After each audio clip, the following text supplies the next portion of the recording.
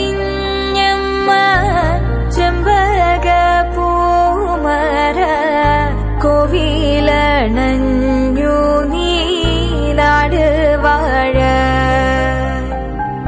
നേരിന്റെ കാവലായി വാളേന്തും കൈകളാൽ ദോഷങ്ങൾ നീക്കി നീനാട് കാക്ക വെള്ളിയാലിൻ തുഞ്ചത്ത് കുടികൊള്ളും നേക്ഷിയും കാവേരും നഗത്താൻ മാറും തൂണ കലിതൊഴ